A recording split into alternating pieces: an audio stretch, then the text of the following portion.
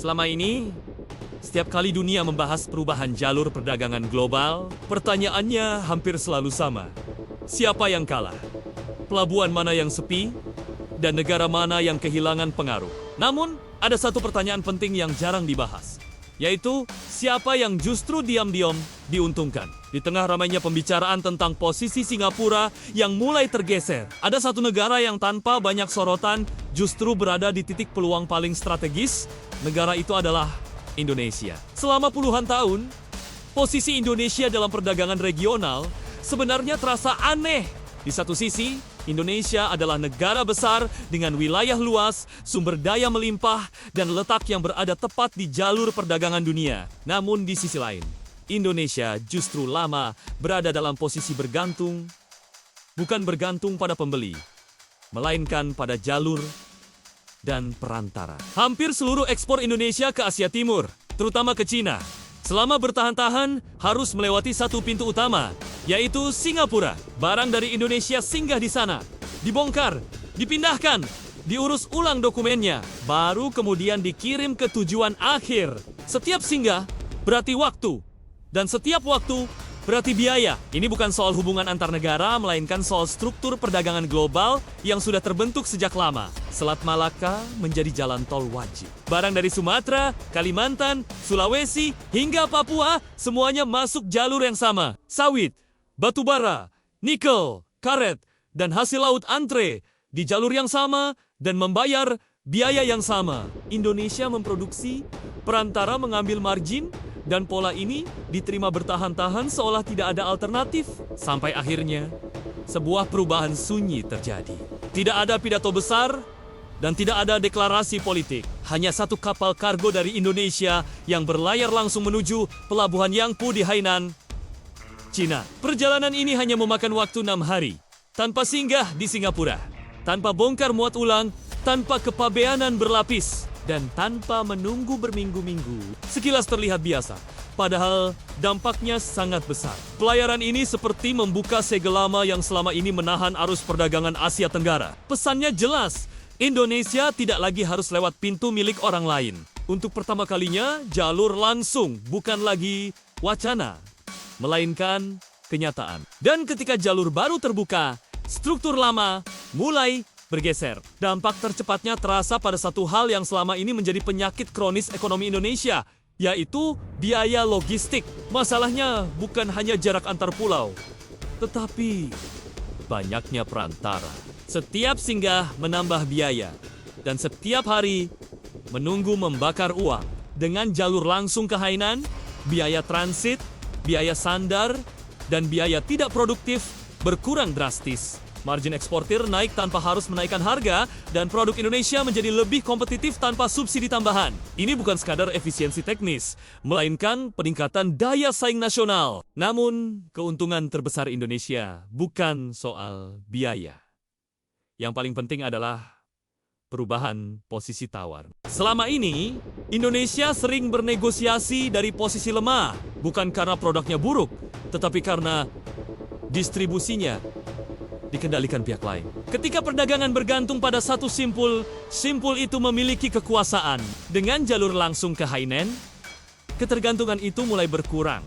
Indonesia kini bisa berhadapan langsung dengan pasar tujuan. Harga tidak lagi sepenuhnya ditentukan di meja perantara. Struktur kontrak menjadi lebih adil, dan risiko tidak lagi sepenuhnya ditanggung produsen. Indonesia perlahan bergerak dari sekadar pemasok bahan mentah menjadi pelaku yang memahami jalur, ritme, dan dinamika perdagangan global. Perubahan ini diperkuat oleh kebijakan khusus di Hainan yang dirancang sebagai pintu masuk perdagangan China yang lebih terbuka dan fleksibel. Bagi Indonesia, hal ini membuka peluang besar dalam hilirisasi.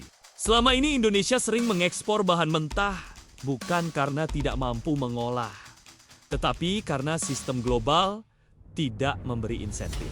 Kini, bahan baku dari Indonesia dapat diproses lebih lanjut dan masuk ke pasar China dengan hambatan yang jauh lebih rendah. Artinya, Indonesia tidak lagi hanya menjual sawit mentah, tetapi juga produk turunannya. Tidak hanya mengekspor nikel mentah, tetapi komponen bernilai tambah.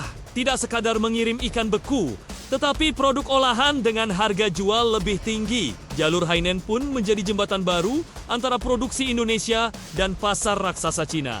Dampak lain yang sering luput dibahas adalah pelabuhan dalam negeri. Selama ini, pelabuhan di Indonesia Timur berada di pinggir arus utama karena perdagangan terkonsentrasi di wilayah barat dengan Singapura sebagai magnetnya. Kini, pelabuhan seperti Makassar, Bitung, dan kawasan timur Indonesia mulai memiliki nilai strategis baru. Indonesia tidak lagi hanya menjadi titik asal barang, tetapi berpotensi menjadi simpul perdagangan. Inilah jawaban dari pertanyaan lama. Untuk apa membangun pelabuhan besar jika harus tetap lewat luar negeri? Jawabannya kini mulai jelas. Di tingkat regional, posisi Indonesia di ASEAN juga ikut berubah.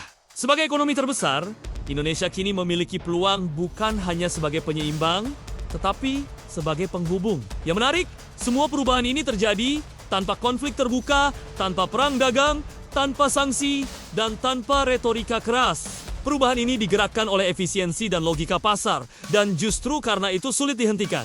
Dampaknya bagi masyarakat luas bersifat sistemik. Ketika biaya logistik turun, harga menjadi lebih stabil. Ketika ekspor meningkat, lapangan kerja tercipta.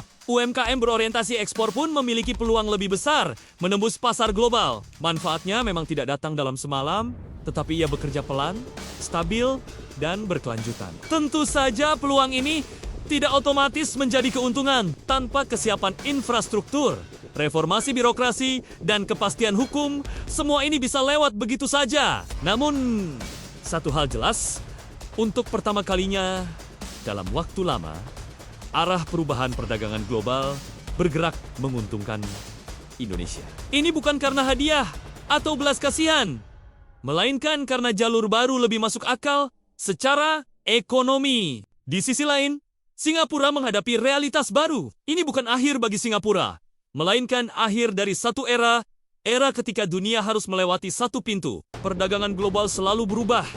Tidak ada jalur yang abadi, dan tidak ada simpul yang sakral. Dan hari ini, Indonesia berdiri tepat di persimpangan itu. Struktur lama mulai ditinggalkan, jalur baru telah dibuka, dan untuk pertama kalinya, Indonesia bukan lagi penonton. Indonesia berada di posisi yang diuntungkan. Perubahan jalur perdagangan global tidak bisa dilepaskan dari risiko geopolitik yang terus meningkat. Ketegangan di Laut Cina Selatan, konflik di Timur Tengah, dan gangguan jalur pelayaran utama membuat dunia usaha semakin sadar bahwa ketergantungan pada satu jalur adalah risiko besar. Dalam konteks ini, jalur perdagangan langsung Indonesia ke Cina bukan hanya soal efisiensi, tetapi soal keamanan rantai pasok. Bagi pelaku bisnis global, stabilitas dan kepastian jalur distribusi adalah aset bernilai tinggi. Efisiensi logistik yang meningkat juga membawa dampak langsung pada arus investasi asing.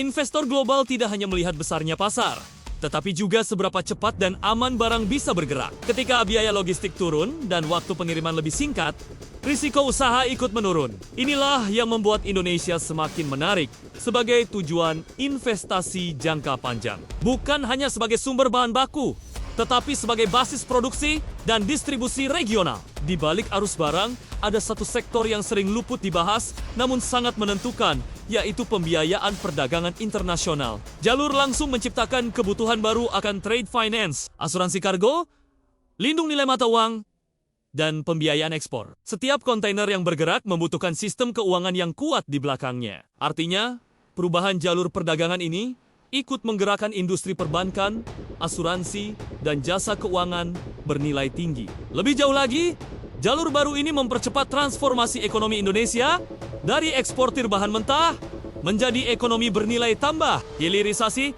tidak lagi sekadar wacana, tetapi menjadi kebutuhan logis. Ketika akses ke pasar semakin mudah, insentif untuk mengolah bahan baku di dalam negeri semakin kuat. Ini menciptakan lapangan kerja, meningkatkan produktivitas, dan memperkuat daya saing industri nasional di tingkat global. Perubahan ini juga membuka peluang nyata bagi pelaku usaha dan kelas menengah. Bukan hanya perusahaan besar yang diuntungkan, tetapi juga eksportir menengah, pelaku UMKM berorientasi ekspor, dan bisnis logistik domestik. Ketika jalur perdagangan lebih pendek dan biaya lebih rendah, hambatan masuk ke pasar internasional ikut menurun. Inilah momen ketika peluang global menjadi lebih dekat dan lebih realistis bagi banyak pelaku usaha di dalam negeri. Pada akhirnya, semua ini mengarah pada satu pertanyaan besar tentang masa depan Indonesia. Apakah Indonesia akan tetap berada di pinggir rantai pasok global? Atau naik kelas menjadi pemain utama? Jalur perdagangan langsung bukanlah tujuan akhir, melainkan pondasi. Jika dimanfaatkan dengan tepat, perubahan ini bisa menggeser posisi Indonesia dari sekadar pemasok menjadi penentu arah dalam peta ekonomi dunia.